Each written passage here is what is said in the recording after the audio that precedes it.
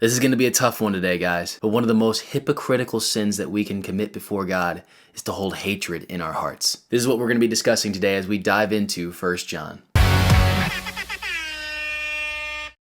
Welcome back to the study on 1 John. Today we're going to be discussing a very vicious sin, to hate our brothers and sisters in the Lord. 1 John 2, 7 through 11. Behold, I am writing to you no new commandment, but an old commandment that you had from the beginning. The old commandment is the word that you have heard. At the same time, it is a new commandment that I am writing to you, which is true in him and in you, because the darkness is passing away and the true light is already shining. Whoever says he is in the light and hates his brother is still in darkness. Whoever loves his brother abides in the light, and in him there is no cause for stumbling.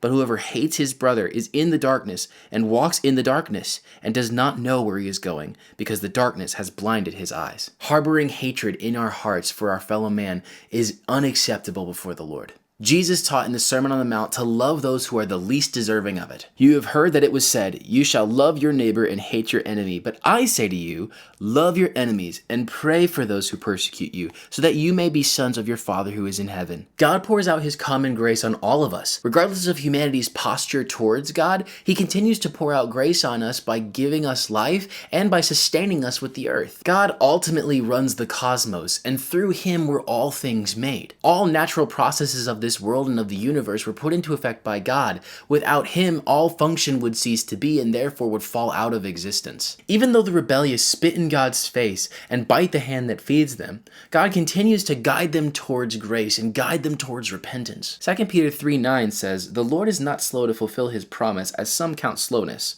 but is patient towards you, not wishing that any should perish, but that all should reach repentance." But on the day the rebellious die, or on the day that Jesus returns, they'll have to one day give an account for why they rejected him, even though his grace was clear throughout all creation. 2 Peter 3:10 says, "But the day of the Lord will come like a thief, and the heavens will pass away with a roar, and the heavenly bodies will be burned up and dissolved, and the earth and the works that are done on it will be exposed." I know for a lot of my life, I rejected the Lord. I spat in the face of grace. But Jesus in his loving kindness came down and sacrificed himself for me anyway. Romans 5:8 says, "But God showed his love for us in that while we were still sinners, Christ died for us." God showed me so much grace and so much mercy, even though I didn't deserve that at all. I deserved condemnation for what I did. But Jesus looked me in the face and said, "I love you, even though you've done these horrible things against me." If the Lord of life himself gives grace to those who hate him, how much more should we be forgiving people who sin against us? It gets a lot easier to forgive others of their sins when you recognize how many sins you've committed before God, and yet he's still forgiven you. Jesus, while teaching his disciples to pray to the Father, says this in Matthew 6:12 through 15.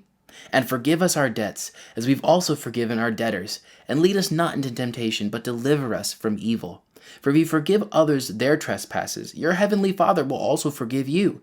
But if you do not forgive others of their trespasses, neither will your Father forgive yours." It seems as though the extent of forgiveness that we offer to others is the extent of forgiveness that we will be offered by God. This is not a threat for believers to never be angry or never hurt or upset by the sins that others commit against them or against God or against their loved ones. There is a way to be angry and not sin. In Mark 9, Jesus is coming down from the mountain of transfiguration, and upon meeting this man whose son is demon-possessed and learning that his disciples couldn't cast it out, he says, "O faithless generation, how long must I bear with you?" Jesus is clearly really upset with his disciples because even after all they've seen, they're still unable to cast out this demon due to their lack of faith. In the same way, there will be times when people's sins against you will elicit really strong emotions. It is, however, up to you whether or not you allow bitterness and resentment and frustration to build up in your heart and prevent you from forgiving these people. Paul instructs the believers in Galatia that one of the attributes of the fruit of the Spirit is self-control, meaning one of the evidences of the Holy Spirit's work in your heart is whether or not you allow the carnality to take over, or you allow your heart to forgive them. Notice that 1 John qualifies this even further, that if you hate your brother in the Lord, that's evidence that you're not abiding in the love of Jesus. Jesus instructs his disciples in abiding in his love in John 15:9 through 12. "As the Father has loved me, so I have loved you. Abide in my love. If you keep my commandments, you will abide in my love, just as I have kept my Father's commandments and abide in his love. These things I have spoken to you, that my joy may be in you, and that your joy may be full.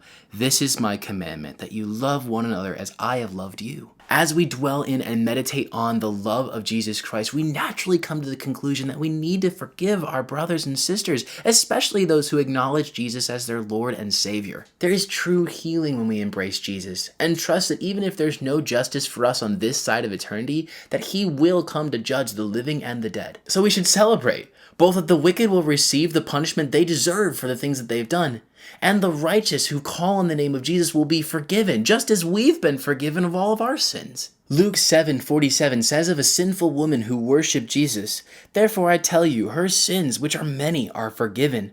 For she loved much, but he who is forgiven little loves little." In short, continue to approach the Lord in humility, recognizing that I am just as undeserving of grace as anyone else. But just as the Lord has forgiven us, so too should we forgive others who've sinned against us. Jesus tells an amazing parable about this in Matthew 18. I would encourage you to go read Matthew 18. Read this story. See the parallels between your life and the forgiveness that you should be offering to others. Thank you so much for joining me for this study of 1 John. Feel free to like and subscribe, and check out our channel for more content coming alongside believers as we explore what it means to be citizens in the kingdom of heaven.